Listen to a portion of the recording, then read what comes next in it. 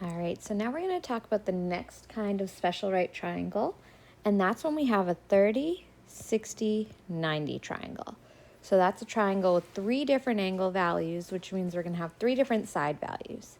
So the angle values are 30 degrees, 60 degrees, and 90 degrees.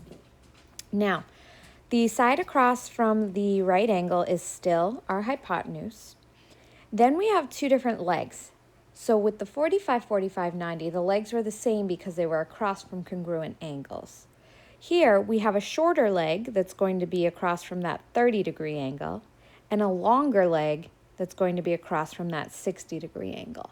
So I'm going to refer to the short leg and the long leg, and when I say long, I don't mean the longest side because that's always our hypotenuse. We'll be using hypotenuse for that.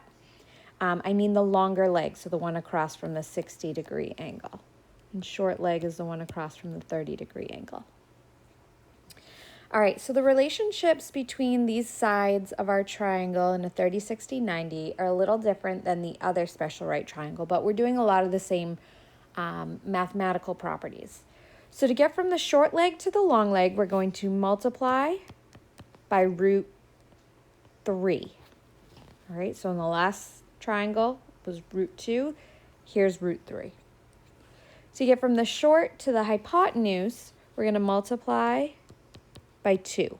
So just regular 2, we're just doubling it. Now to go in the opposite direction, to get from the long leg to the short leg, we're going to now divide by root 3.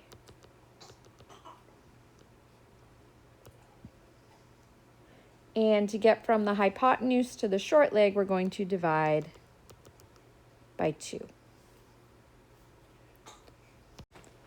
So all of the properties that we talked about with the 45, 45, 90 triangles are going to come back into play here. We're just having different things that we're going to multiply and divide by. So first thing we want to establish is what side do we have? So in question A here, I see that this 12 is across from the 60-degree angle. So this is our longer leg. Now we need to get to both the hypotenuse and the shorter leg, which is marked by X, and the hypotenuse is Y.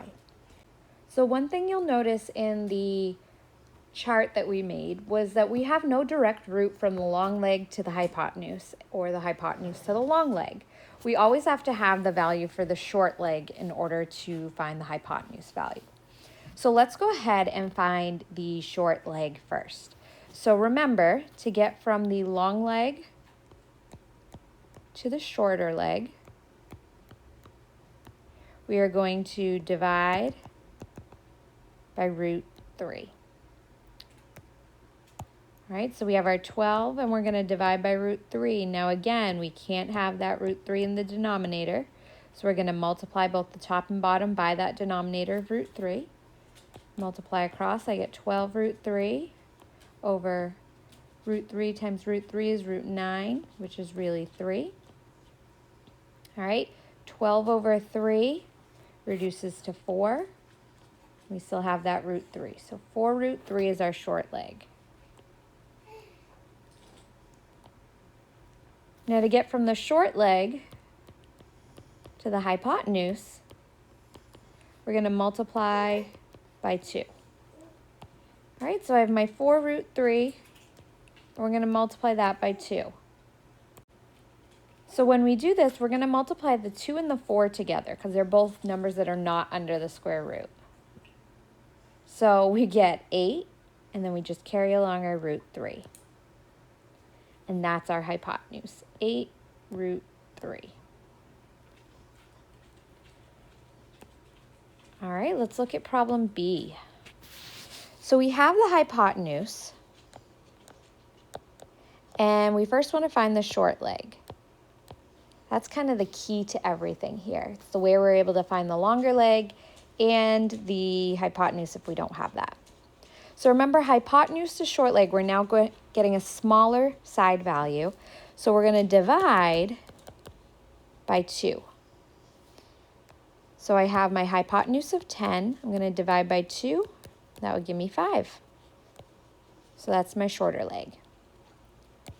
Now I want to get from my short leg to my long leg.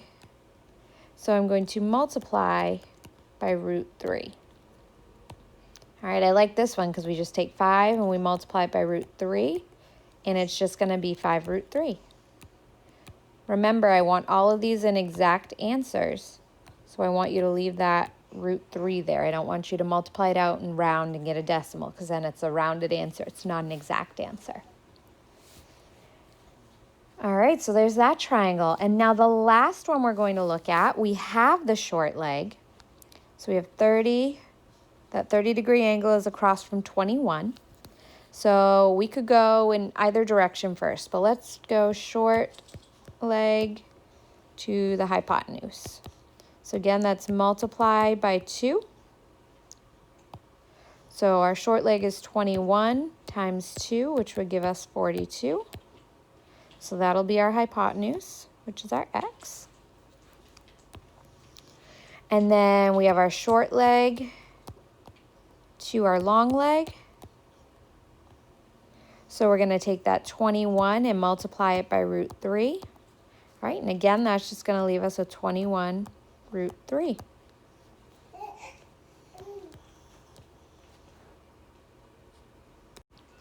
All right, so let's take a look at this problem. We again have our short leg because we have the side that's across from the 30-degree angle. So let's find our long leg first. Again, it doesn't matter which one you find first if you have that short leg. So to do that, we're going to multiply by root 3.